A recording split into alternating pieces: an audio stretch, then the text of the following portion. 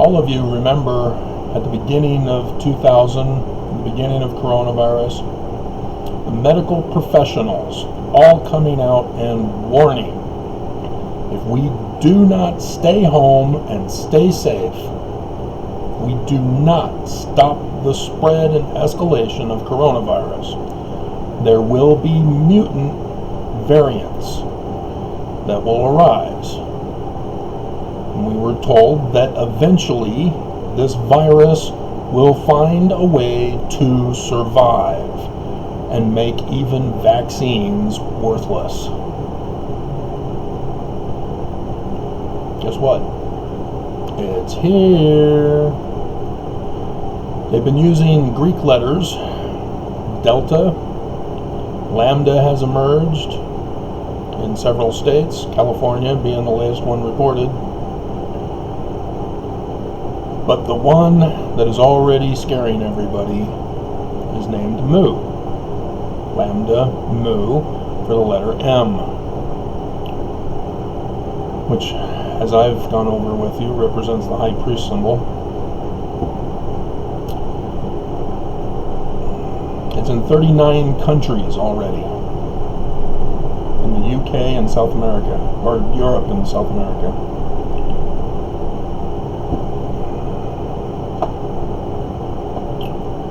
So now you can look back at the church and the governor of Utah's response from the very beginning till now. Did they listen to the medical professionals? Obviously no. I even came out, as I'm constantly reminding you lately, that I came to you on YouTube with the breaking news that I had obtained. Exclusive information about the University of Utah's mental health CEO conspiring with our Governor Cox to cause the spread and escalation of the virus. And so looking back, he didn't shut down anything to keep you home, keep you safe. He didn't buy enough vaccinations. We still have over 1,500, is that right? 1,500,000 people who still need vaccines, and we've only got about 25,000 vaccines for 1,500, for 15 million, 1,500 million, 1,500,000. Can't get my numbers right. The smiles always seem to show up on these videos. You notice that? These are dire warning videos, and YouTube's playing around putting smiley faces on my thumbnails.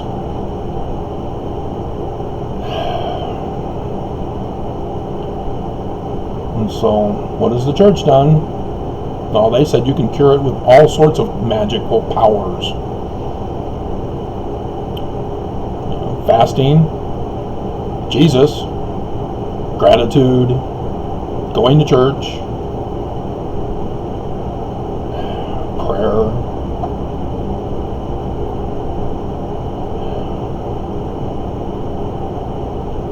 And so, what happened? We don't have enough vaccines.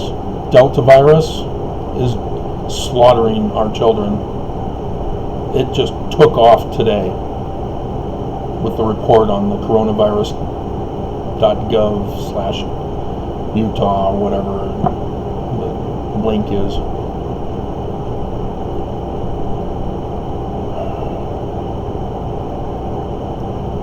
Nobody listened. Everybody's more interested in murder and suicide. Everybody wanted to go back to normal, and now your lives are over. You thought, well, Bednar, I did that video. Let's go to that video before I go to the church news. Would have been on TWG. I had not gotten to back to Travis Wayne Goodsell yet. So let's see if I can find it under Bednar. And it might be among the most popular. There he is. He made it to the second level. 1.2K views. That's strange. Why does Travis have 1.2K views for videos a year ago? He's barely able to get 10. Something must have happened on YouTube. So 1,278. Get out of...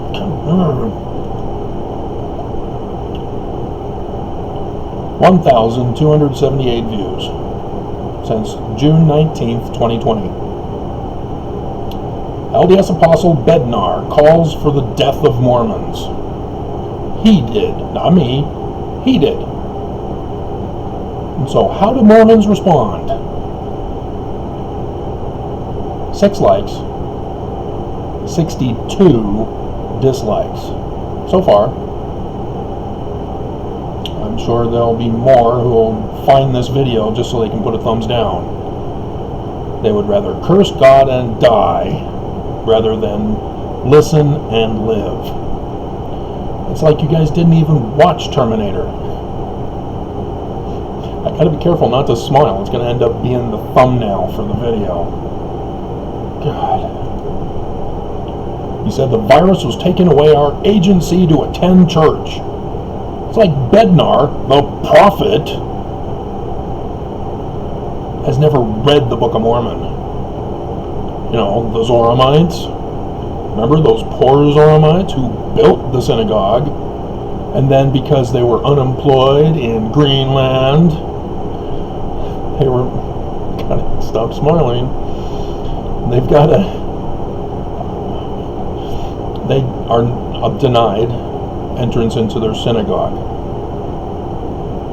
And so Alma and Amulek come along and say, yeah, you don't need a church to worship God. It's just a symbolic gesture. Technically, it's supposed to be the temple. But religions over the course of time have devolved away from that origin of religion. So what's Bednar up to lately? Elder Bednar says, power of godliness in covenants ordinances. Anybody see what's wrong with that? There's a huge doctrinal error in that. Anybody know the historical deception he's using on you? No? Didn't think so. He's referring to the Doctrine and Covenants about the power of godliness is manifested only in the ordinances, not covenants. Ordinances. Where is he getting covenants from? Well, it's the temple. What part of the temple rituals are the ordinances? Baptism. Yeah, baptism was supposed to be a part of the temple. That's the way the origin had it. And then, washing, separate from baptism. For what? Pop quiz. Who's been listening to my videos? Or who's at least been going to the temple when they should be staying home and staying safe? To become hereafter priest after the order of Melchizedek, a high priest. Moo. You are washed to become high priests and high priestesses. Yes, Joseph Smith, remember that video? It infuriated the prophets. They retaliated big time on me. Joseph Smith himself gave priesthood and priesthood office to women. So guess who took it away? Same one who took away priesthood and priesthood office from blacks. And so, what else? Oh yeah, there's that anointings, huh? What does that make you? King and a queen. But what in Greek is anointing? Christ. We are not Christian. We do not believe in Jesus Christ. Our first vision tells us so. Don't join Christianity.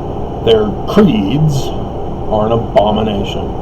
What was the first creed of Christianity? The Nicene Creed. What was in the Nicene Creed? Jesus is made historical. He was a prophecy story for the latter days, in prophecy. Messianic literature. Instead, Constantine made him real and placed him in a historical context as real. But said he was also not real. He's supernatural,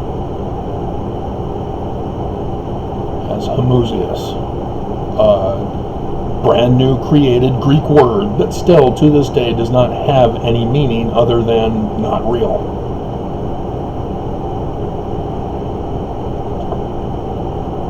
So what are these covenants that Bednar is saying is the power of godliness? Remember, Christ, God. Moses is our Christ, not Jesus. But Moses isn't coming back a second time for the latter days. Instead, Moses himself said, a man like Moses, a man like me, Moses, is coming. Joseph Smith then said, he's Mormon. That's our religion, not Christian. So what are these covenants?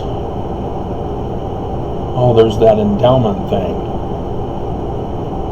You do covenant and promise before God, angels, and these witnesses at this altar this day.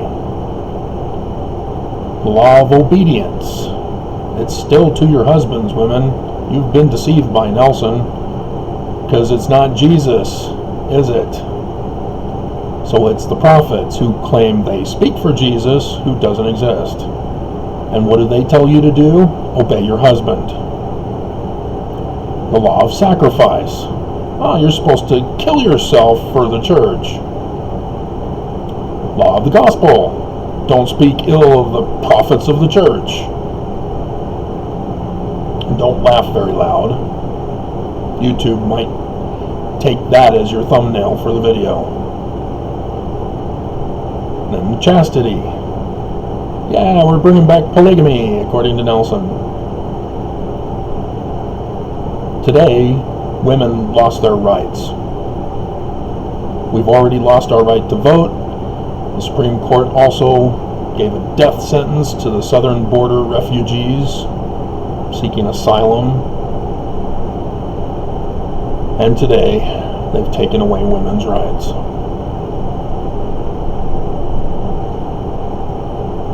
America has fallen, and it's crumbling piece by piece right now. And then, of course, the law of consecration, where everything is the church's. You don't get nothing.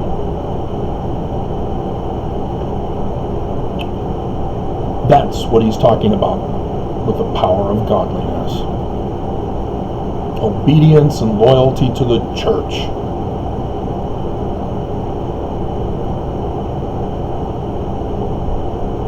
And you guys just don't see it, even after the fact. Looking back in retrospect, you still don't see it. And so then there's new monthly article series answering women's hard questions. Why don't we have the priesthood and priesthood office?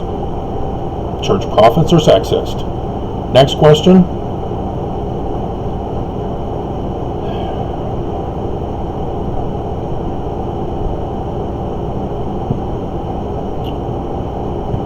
And then looks like we've got something from Elder Razband. How and where to find answers to questions that sidetrack faith. Why is he pointing us to sidetracks? What's going on? And they're laughing at it. See? Even Twitter or Facebook or whatever source they put this on does only their smiles, not their dire warnings. Video conference. Young adults in California. Oh, you guys are dead from the fires? You're being kicked out of California because of the Tahoe fire? Well, let's sidetrack faith for you.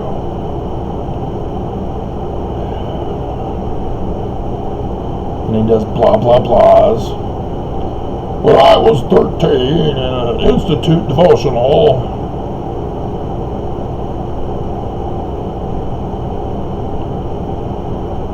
Oh, dear God, please tell me you're not. Yeah, he's doing the thing of being asked, or he's asking, whom do men say I, the Son of Man, am? And they say, some say you're John the Baptist, some say you're John the Baptist, some say you're Jeremiah. It's a joke. It's going to be on my thumb now.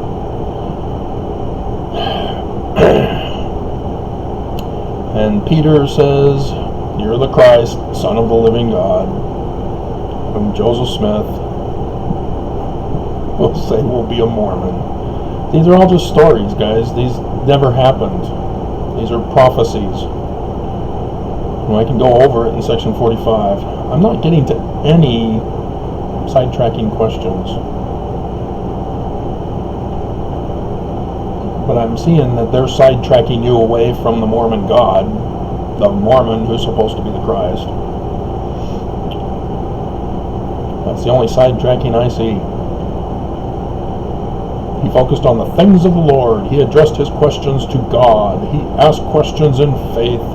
He was worthy by paying a full tithe. Oh, to receive answers. God. So, yeah, let's take you to section 45 again to remind you again. Joseph Smith, Kirtland, Ohio, March 7th, 1831. He's speaking to, hearken, O ye people of my church. Nelson came out and said, this is not the church of Joseph Smith. There Joseph Smith is saying, hearken, O ye people of my church. There you have it. If it's the church of Joseph Smith, it will be called in his name. So what was his name's church? The Church of Christ. Very simple, very easy. And so he's saying, I'm giving you a warning. Hearken unto my voice, lest death overtake you. Gee, that's what Moses said about this guy in the future who's going to be like Moses. So Joseph Smith technically was him, except he was murdered, and so another Mormon is going to be taking his place, as he himself tells us in other scriptures as well. And so, let's see. Came unto my own. Where is it? Everlasting covenants, which needs to be restored in 85, verse 7. Okay.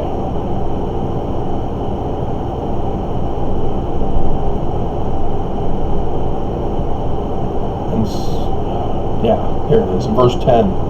Wherefore, come ye unto it, the everlasting covenant, and the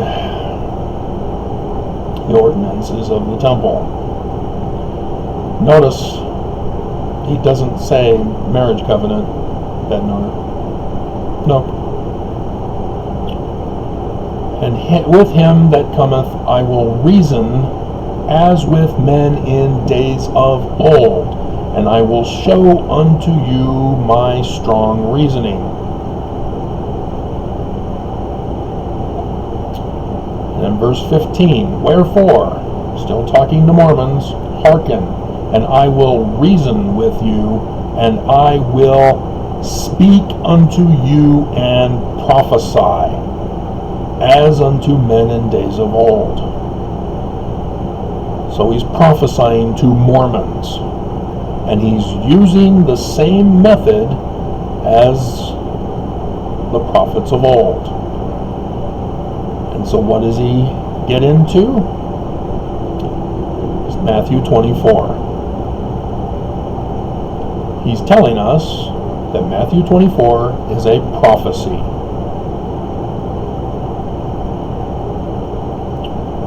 Of the latter days. And Joseph is saying, hey, just like they're doing, here it is for you, Mormons. So everything below this is concerning Mormons. And so is it talking about 12 apostles and Jesus? No. Is it the temple in Jerusalem? No. Is it the Jews? No. Because Joseph Smith is talking to the Mormons.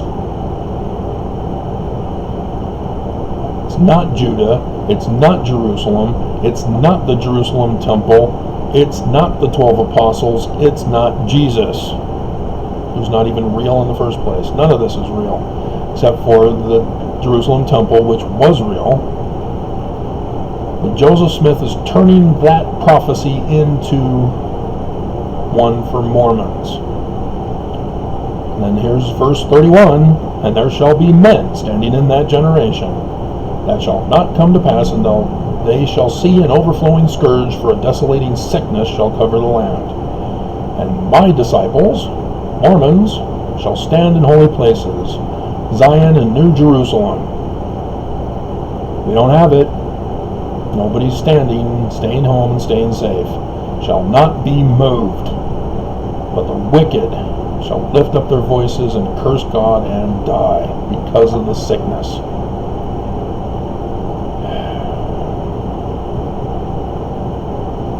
Signs and wonders of the Son of Man, the Mormon Christ.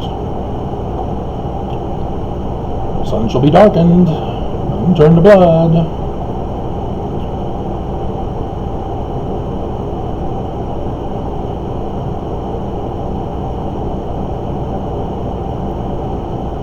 Here it is. It shall be called the New Jerusalem, a land of peace, city of refuge, place of safety for the saints of the Most High God. Nelson has no intention of building this. 19 July 1840. Brigham Young refused to put it in his Doctrine and Covenants.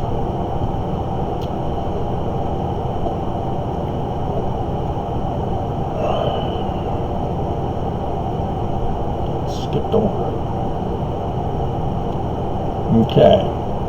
Verse 50, calamity shall cover the mocker, and the scorner shall be consumed, and they that have watched for iniquity shall be hewn down and cast into the fire.